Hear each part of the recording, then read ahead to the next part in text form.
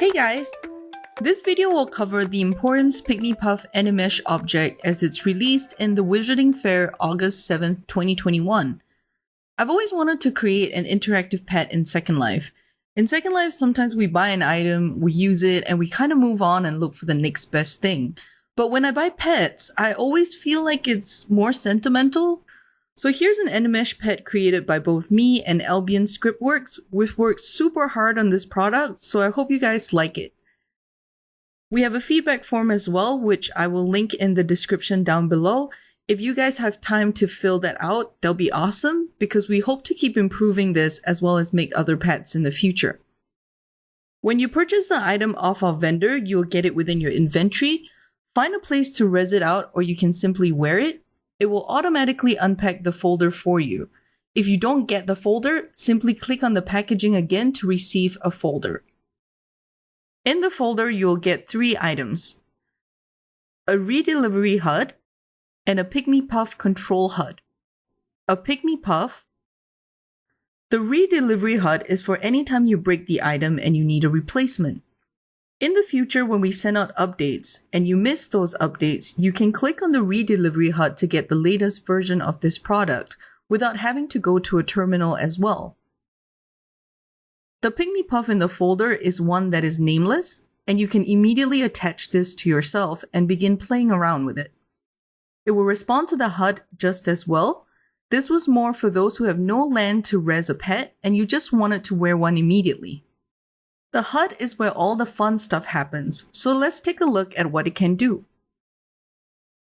When you wear the HUD, a label will pop to the right of your screen. This is a collapsible HUD, so you can hide and show depending on how much screen space you need. When you click on the label to expand the HUD, you see a spellbook with all the functions that control your Pygmy Puff. The HUD is an illustrative one, and I wanted to make it look like a spellbook that a witch or wizard has placed all types of notes and drawings in.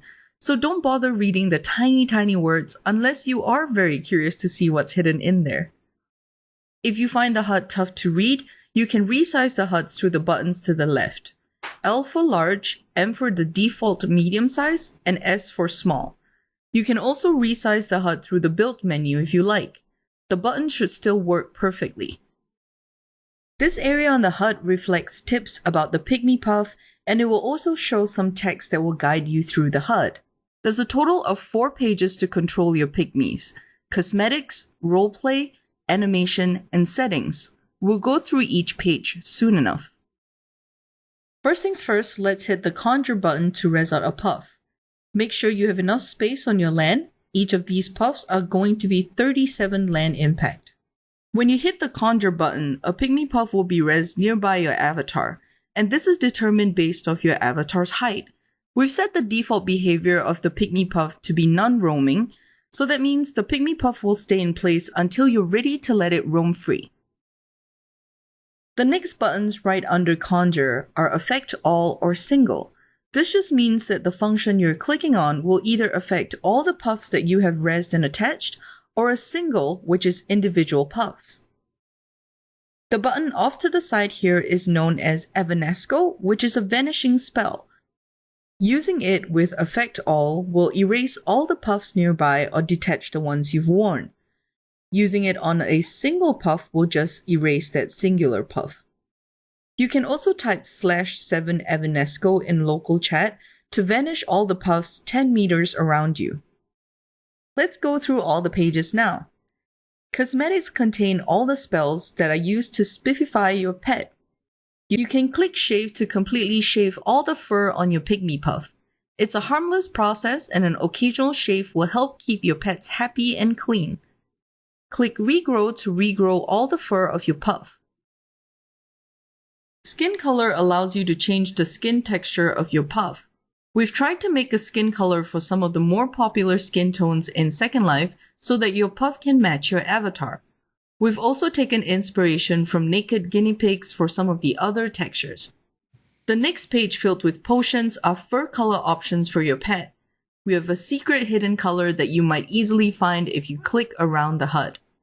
There are 20 colors in total right now, and these are very similar to the wild Pygmy Puffs, but totally different textures. We might add more colors in the future, so stay tuned. If you run into any problems, click the question mark button on the bottom of every page to get more information and a link to the guide. The Roleplay page is where you can personalize your pet's personality and other roleplay related things. First off, we have Name, which allows you to name your pets. Each Pygmy Puff will come with a randomly pre-generated name. Click on Set Name and a menu box will appear. Type the name of choice and it'll rename your puff. When you rename your pet, try to keep them res as it will rename the object as well. This way you'll always be able to find your pet within your inventory. However, if you rename your pet while you're wearing it on your avatar, the HUD will simply rename the hover text itself. The Hide and Show button just hides or shows the name hover text above your pet. And Color allows you to change the color of the name hover text above your pet. If you're interested in the lore of the Pygmy Puff or what it is, click on this book to get a link to our lore document. This covers everything you need to know about a Pygmy Puff, and you'll be able to use that to roleplay as well.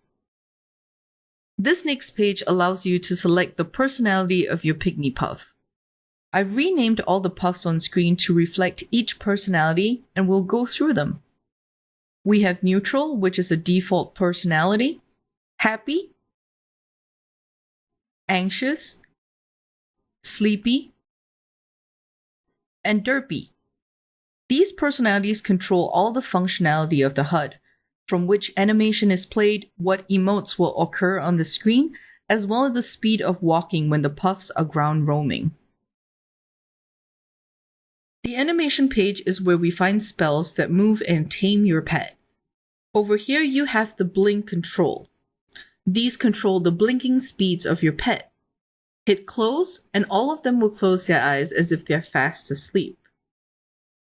The numbers are going to correspond to the speed of blinking, 1 being the slowest, 2 medium speed, and 3 being the fastest.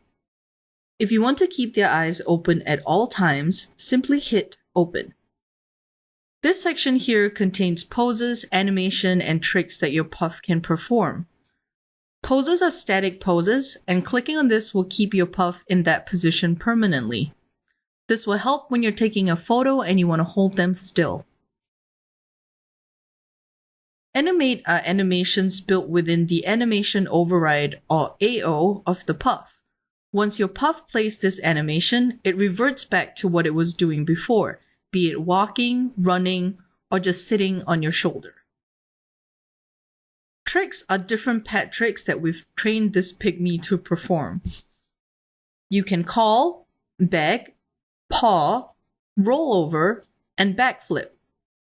As you can see, depending on the personality type, they're going to perform all these animations pretty differently. On the next page, we have Attach and Move. This is going to allow you to attach a res puff from the ground onto your avatar and inventory. It will attach your Pygmy Puff to the avatar center. This works best on that attachment point as all position calculations are done from the center of your avatar. So using it on other attachment points might not work as intended. Let's attach one of these puffs to ourselves. Once you click this button, a menu will appear asking you for permissions. You have to click Accept to allow it, or the puff wouldn't be able to attach to you. Once you accept, the puff will be placed within your inventory and now attached to your avatar center. Use the buttons to change to the different positions we've given for the puff. Shoulder left and right are mostly used for static photos. With an animation override on your avatar, it doesn't quite perform as well. If you'd like to wear your puff on your shoulder, it would be best to do it through attaching it from the inventory itself. Because all these measurements are made using standard roof sizing, there might be instances where the puff is placed in the wrong position relevant to your avatar. That's when the save buttons are going to come in handy. For example, here I've attached a puff on follow left, and it's sinking to the ground because my avatar is tiny. I simply edit, move it into place, and then hit save right underneath follow left, and I will do the same for follow right. Now when I click on follow left and right, the puff will remember where its position was meant to be. To reset all the positions to its default, hit Reset All. All the positions are puff specific, so let's say I wanted to have 2 of them attached to my avatar. I can save different positions for them, and they'll be able to move without bumping into each other. Now let's cover the attachment from the inventory. This method is going to allow for the cleanest attachment on your avatar, and this will work with any kind of animation override you have as well. We have saved different positions for different attachment points, and it takes a while for the Pygmy to figure out where to move to, but it'll eventually get there. The attachment points that you can attach to are going to be nose, skull, shoulder left, shoulder right, hand left, hand right, foot left, foot right, and of course the avatar center, which will trigger an animation override. It means as your avatar walks, the puff is going to walk with your avatar. As you sit, the puffs will sit as well. Bear in mind, because these are animeshes, you can only attach 1 animesh at a time for non-premium membership users, or 2 if you have a premium membership. This is a limitation of Second Life that we unfortunately can't override. Settings controls all the general options for your Pygmy puff. First, we have volume control. The puff by itself is pretty adorable, but when you have more than 1 roaming around, the sounds can get pretty overwhelming. Use the HUD to control the volume. Make them softer or louder by clicking on the musical notes. Emotes are controlling the chatter that the puff creates in local chat. Everyone around you will be able to hear this chatter. Emotes can be useful for roleplay as it gives more life to your puff, but if it ever gets distracting, feel free to turn that off. Toggle it on and off by clicking the check mark or X buttons. Ground movement is where we can finally let the puffs roam free. Click on the green check mark and watch them all start running around. Toggle it on and off by clicking the check mark or X button. The ground movement of the puff is based on where the puff was first rezzed, so if you ever move your Pygmy puff to a different location, use the hashtag button to reset its origin point. By default, the puffs will roam in a 2 meter radius based on where they were rezzed. You can control that through these buttons, reducing or increasing it 1 meter intervals at a time. Finally, if you hate this video or you much prefer reading, click on the help crystal ball and it will take you to the documentation where we've listed out everything I covered within this video and more. Thank you once again for your time. Me and Albion ScriptWorks hope that you guys love these puffs and have a blast playing with your new Animesh pet. Like I said before, under the description box you're going to find a feedback form. If you have some time to give us some feedback, that would be awesome. That's the only way we can keep improving and updating this product. So thank you for sticking around, and I hope to see you guys in the next video.